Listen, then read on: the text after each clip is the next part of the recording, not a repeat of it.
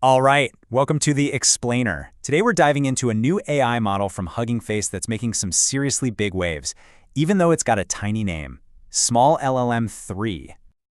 You know, the whole idea here is that it promises the power of a giant model, but in a nice, compact package. But does it actually deliver? We're going to break down what it promises versus what you actually get with this fascinating new release. Okay, so here's the plan. We'll start with why small models are such a big deal. Then, we'll see how SmolLM3 stacks up on paper. We'll put its cool dual reasoning feature to the test, uncover a pretty surprising catch, and then wrap up with why this whole thing is still a huge win for the AI community. All right, first things first, why is everyone so hyped about these so-called small models anyway? Well, while all the tech giants are off building these enormous, closed-off models, the open source community sees smaller models as this golden opportunity. They give individual developers and researchers the power to actually learn, build, and innovate, putting powerful AI in everyone's hands, not just a select few. So, that's the dream, right? The question is, how does SmolLM3 actually measure up? Because on paper, this thing is an absolute beast for its size. It's designed to punch way, way above its weight class. At its heart, it's a compact model. But the crazy part is the ocean of data it was trained on. We're talking 11.2 trillion tokens, and a token is basically a piece of a word. And that massive library isn't just random web pages. It's this rich mix of code, math, and reasoning data, all cooked up to make it a top performer. And I mean, look at this. This chart says it all. Across a whole range of standard tests, it just blows away other similar-sized models from huge players like Meta and Alibaba. It's not even close. It even starts to compete with some of the bigger 4 billion parameter models out there.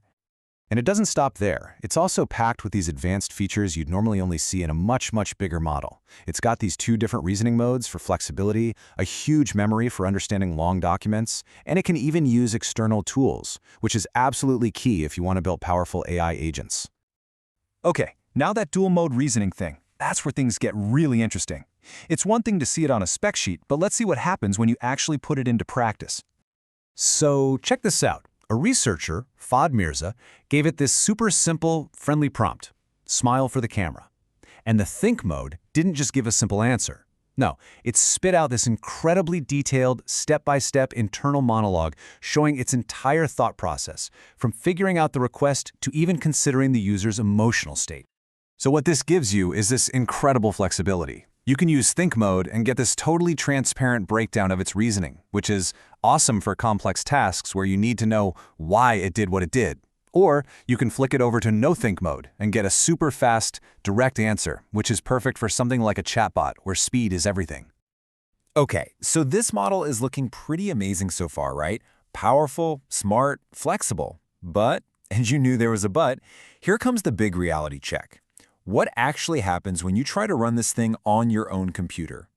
Well, when it was tested on a high-end, professional-grade GPU, this was the memory it ate up. Yeah, 45 gigabytes. To put that in perspective, your top-of-the-line consumer graphics card doesn't even come close to having that much memory. And there it is. That's the catch. For a model that's literally branded as small, its appetite for resources is just astronomical. And that makes it totally inaccessible for the exact same developers and researchers it was supposed to empower. And the reality check didn't stop there. When they tested its language skills, yeah, it handled the 6 European languages it was trained on just fine. But the moment it saw a language outside that core training data, it just broke. It started making stuff up in Hindi, and when it got a prompt in Urdu or Arabic, it got stuck in this crazy resource-draining infinite loop. So you might be thinking, okay, this thing is a bust. It's huge and it has its limits. But hold on. Despite these massive drawbacks, people are still celebrating this release as a landmark moment. Why? Well, it's because of something way more important than the model file itself. See, Hugging Face didn't just release a model. They released the entire recipe. They gave us the blueprint. And this thing details the full architecture, the exact data they used, and their entire training method from beginning to end. For example, they lay out their whole 3-phase pre-training strategy. You can see exactly how they balanced different kinds of data over time to build its skills. They started really broad with web data, and then they systematically layered in more specialized stuff like coding and math. Honestly, this level of transparency is just incredibly rare in the AI world. It gives the entire open source community a clear roadmap to replicate this, to adapt it, and to build on top of it. And that's the real win here. This isn't just about one model.